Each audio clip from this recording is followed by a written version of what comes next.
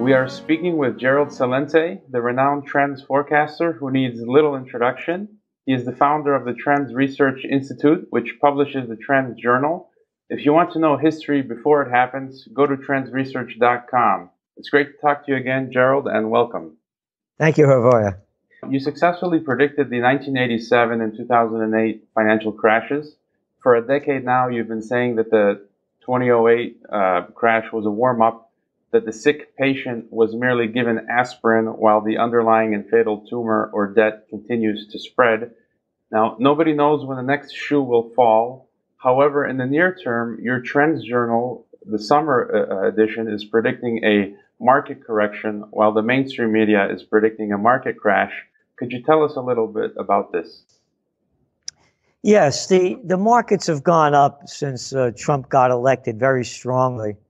And is based on the belief that he's going to cut taxes so the rich get richer and the corporations get bigger.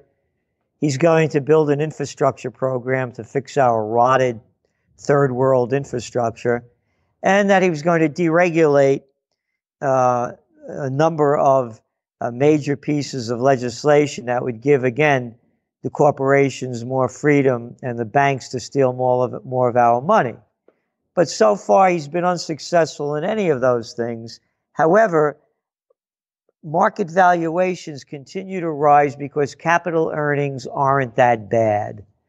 And the reason they're not that bad and the reason the markets are going up is that money is still very cheap. We're still dealing with, 1 or 1.25% interest rates. That's nothing. Considering they've only raised interest rates that much in 10 years, and when you account for inflation, even using their phony numbers, you really have negative interest rates. So as long as they keep pumping money into the system, the gamblers could keep gambling. And as long as the gamblers keep gambling, equity markets will remain high. So that's why we don't see a crash, but we see a correction because the valuations are way out of line and nothing goes straight up. But at this moment, absent a wild card, I mean, look at the hurricanes, tornadoes, cyclones, earthquakes, a wild card. That's why nobody could predict the future, and a wild card could be made by Mother Nature or man-made. And there's no wilder card than the Trump card. So absent a wild card, we only see a correction at this time. Now, the U.S. government just topped $20 trillion in debt. Could you speak a bit more about some potential wild cards? What will it take for everyone to finally realize the emperor has no clothes? What are some further man-made black swans that could push us into the next Great Depression? When will they find out? Well, there's a phrase. You're in Kazakhstan, correct? Yep. Well, welcome to dumb fuckistan. That's what America is. And it's the home of the dumb. There's not a C in this, so you don't have to get bleeped off the air. The home of the dumb FUKs. They don't have a clue what's going on. What do you think? People know that the country's $20 trillion in debt? That when you put in the pensions and Social Security, it's around 250 to 300 trillion, let alone 20 trillion. They don't have a clue. They're watching to see what Justin Bieber is doing, the Kardashians, what stupid clown comic on the late night TV shows is saying what. They don't have a clue. This is the home of the dumb FUKs. Yeah, that's one of the reasons I left a few years ago. But taking a look perhaps on the precious metals, such as gold and silver, and even the other overlooked metals like platinum or palladium, and copper as well, which could be promising considering its key role in the manufacture of electric cars, which are supposed to be ubiquitous in the coming decades. Could you talk a bit about the metals and where you see them going? We remain bullish on gold, and gold has been, it's up 13% this year, and it's over $1,300 as we speak. And the downside seems to be quite over. Maybe it'll go another $50, $70 low, even $100. That's nothing. Gold has to break in our forecast well over 1400, 1470, 1450, 1480, 1460, stabilize in that range, and then it spikes to, we believe, well over 2000. Look what's going on in China. China just announced they're going to stop the Bitcoin exchanges. Why? Because if you go back a year and a half or so ago when the yuan, the Chinese currency, was crashing, the Chinese people, many of them, started buying Bitcoin. That's what drove the price up dramatically.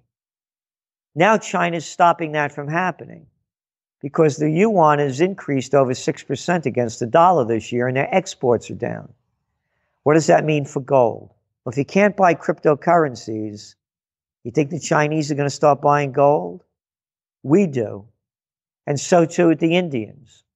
So we see gold as stabilizing, and also with the more and more war talk heating up between the United States and North Korea, United States and Iran, United States and Syria, United States is back in Afghanistan, more troops in Iraq, the United States is in Yemen, Somalia, Sudan. So if war really heats up beyond the level that it is now, and the United States attacks North Korea, this will be the beginning of the Third World War, because North Korea is not going to go down. They'll fight to the last person. And what people don't realize in the United States is that the United States slaughtered over 4 million North Koreans in the Korean War. Another immoral and illegal war. The pilots used to say there was nothing left to bomb. And that's why when you see pictures of North Korea, it's all new buildings. So if the United States tries to attack them, they're going to destroy South Korea, Japan, and anyone else within striking distance. And so gold is that ultimate safe haven harbor. As for copper, Dr. Copper, they call it that because copper is used in so many different industries, whether it's technology to it's high tech to heavy industry. And the one to look at with that is China. You have to look at China's growth because they use up more than 50% of the copper each year. So as goes China, goes copper prices. As for electric vehicles, we've been writing a lot about this lately. We don't see it happening as quickly as it's being projected, for the primary reason that right now, unless there's new developments and big new developments, they're working with a technology from the 1800s, and that's the battery. The battery was invented in 1800. It's limited in what it can do. So it has to go beyond where it is for it to be something. And the governments are pushing this rather than the industry and technology. It's a fraction. I think it was like 800,000, automobiles last year sold at what? 90 million or some ridiculous number of regular vehicles. So we don't see it happening. 9 million compared to 100,000 is nothing. And staying on China for a bit, this game changer, the yuan-denominated gold-backed oil contracts that China is soon to roll out. What are your thoughts on that? It looks like they're going for the petrodollar. So far, it's a lot of talk, and some people aren't sure how it's all going to play out. What are your thoughts on that? Well, again, if you're Russia or any of the countries that the United States has put sanctions on, Iran, Venezuela, and you're selling oil to Russia, or whatever country it is, Kazakhstan, and they don't want the petrodollar, they get the yuan. And if you don't want the yuan, the Chinese government says, okay, you can cash it in for gold. So what do you have to lose? Nothing. So what would you rather do? Hold on to a dollar that you just began the conversation with. They're printing digital money backed by nothing and printed on nothing, and $20 trillion in debt and building. Or would you rather have gold? So I believe that this is the beginning of a great reversal for the petrodollar. And what's holding the petrodollar also up is the United States alignment with the Saudis, the beheaders in chief, the people that are slaughtering the innocent Yemenis who've done nothing to them. And so the United States has been in bed with the king for a long time. We even saw Trump dance with him. And so as long as that relationship stays solid and there's not major conflict in Saudi Arabia, the dollar will be around for a while longer. But this is the beginning of the erosion of it, and particularly with being able to cash out of your yuan and go into gold. That's really big. And looking at cryptocurrencies, you've been writing about that and talking about that for a long while. They seem to be a very polemic, divisive topic. You either love them or you hate them. I take a somewhat pragmatic approach. I see their use and function. I'll benefit from them, but I am a bit wary of them. I'm afraid that crypto may ultimately be the vehicle for government to establish a perhaps digital or cashless society. What are your thoughts on the rise of cryptocurrencies? Well, it's what you said. It's a cashless society. So why do you need, there's no, like, for instance, when you look at the US dollar, it's in God we trust in the back. Well, now you got no dollar, you got no God to trust. You know, there's nothing to connect you to it. And then you go to China and many other nations, and what do you see? You know, people using their smartphone apps, and bam, zap, they're making transactions without any currency exchange. So with people losing so much faith in their governments, this is almost another populist tool to go crypto rather than to go yuan, yen, or euro, or anything else. So it's going to have its place. However, two reasons why, you know, the biggest dangers. We saw what happened. Any country at any time could stop the currency exchange in crypto. And number two, it's all in the air. So while we see it growing and have predicting its growth, personally, I don't own any. I buy gold. I want that physical attachment. You know, I don't want a digital attachment. So, but the millennials who never grew up with any of this, and this is their new way of life, you know, digital may be, and crypto, you know, may be very, very attractive to them, particularly as more countries go cashless, as they're doing in India and Sweden and many other countries. So that we see a place for it at this point. But again, government could crack down on it at any time. And if all the central banks crack down on it at once, you know, crypto's, you know, it's gone. And you just, prior to this, mentioned military conflict in the Koreas. Do you see any chance for serious military escalation, whether it's in Korea, the South China Sea, the Middle East, or elsewhere? Our major concern right now, while it's heating up in North Korea, is Iran. The United States, just like they've sold, let's hate Russia, the Russians are coming, now they've been selling the hatred of Iran. And also Israel has been promoting that as well, very extensively. And matter of fact, Netanyahu was just in the Estates with Trump, and it looks like Trump is going to bail out of the nuclear agreement that lifted sanctions off Iran. And by the way, that's probably the only good thing that Obama did, in my estimation, was to lift the sanctions against Iran. Iran has not invaded a nation in, I think, about 250 years. Yes, they're in Syria, but they were invited there by the government of Assad, and they had elections there that were internationally monitored, and they said they were legitimate.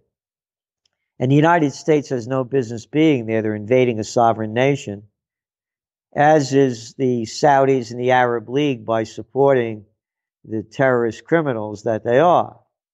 And however, the United States is painting Iran as the greatest terrorist threat in the world right now. and it's a total lie. So we believe that the push is going to be against Iran, and it's going to come from Israel, particularly now with Netanyahu, the prime minister, getting deeper and deeper in trouble with his wife being brought up on charges and so many other of his associates, and losing popularity. So when all else fails, they take you to war. And we believe that Israel and the United States are pushing for war against Iran in some fashion or another. And when you read Trump's speech, his hateful speech at the United Nations last week, the language is right there. And again, Iran has done nothing to anyone. It was also blacked out of the news is about a month ago, they released a CIA report proving what most of us knew already, but the prostitute media in America doesn't talk about, is how the UK and the US overthrew the democratically elected government of Mossadegh in Iran in 1953. And the words are right there from Winston, may he rot in hell, Churchill, who made it very clear that they wanted the Iranian oil. And of course, the United States went in with them, the CIA and the MI6. And of course, back then when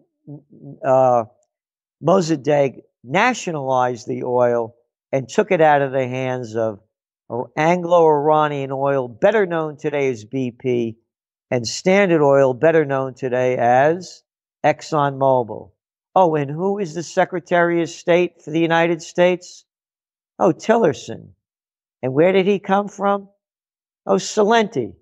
You mean he was the CEO of ExxonMobil, and he's the one leading the cheerleading charge of saying that Iran is a leading terrorist state?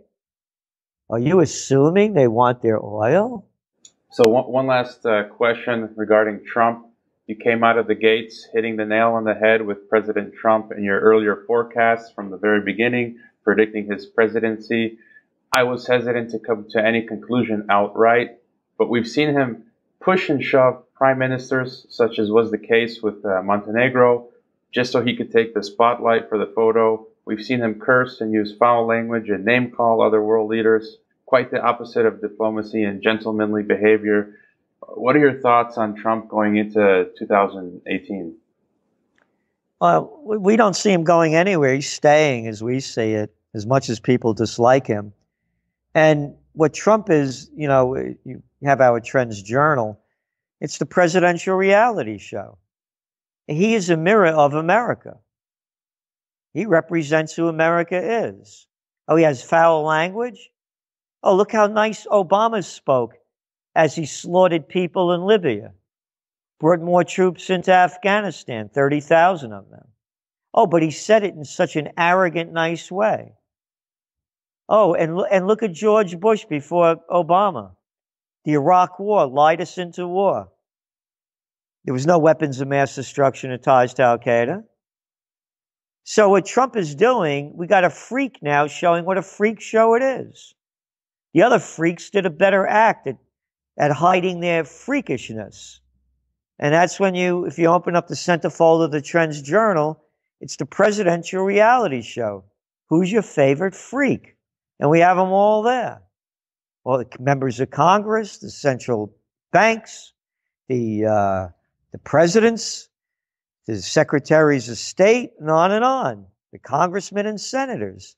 So all Trump is doing what they all did, but he does it in a much cruder manner that's more obvious.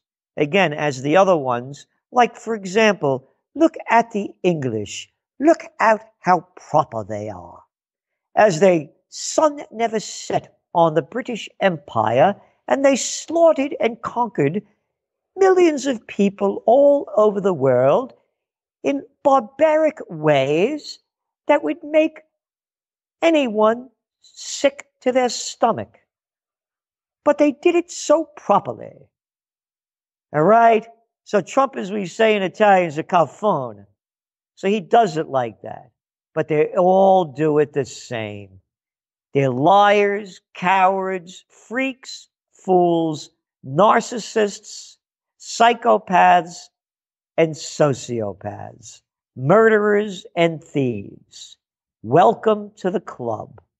All right. Any final thought to leave us with as we approach 2018? And can you also tell people how they can get the Trends Journal and what they can look forward to with the subscription?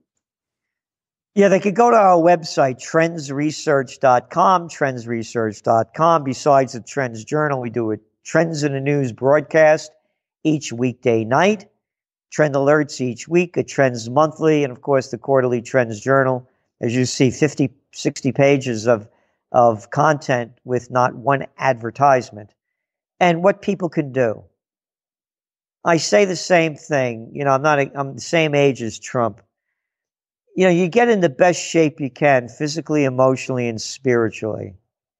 And don't take anybody's crap and don't give anybody any garbage either. You weren't put on this earth to take orders from morons. There's a better word I could use, but I want to be a bit respectful.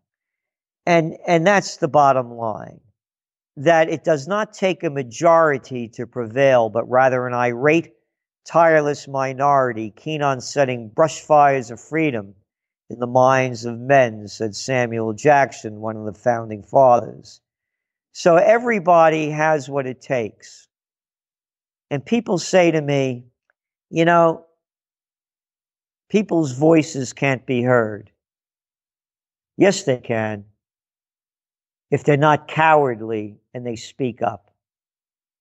And my mother, may she rest in peace, when I was a little boy, she'd say to me, Gerald, I hate cowards. And I didn't even know what the word meant. So I would never be one, because I would never do that to disrespect my mother. So you have a voice, use it, if you don't want to be a coward. Well, Mr. Celente, it's always a pleasure. Thank you for your time and for your work. Thank you, and thank you for all that you do. All the best.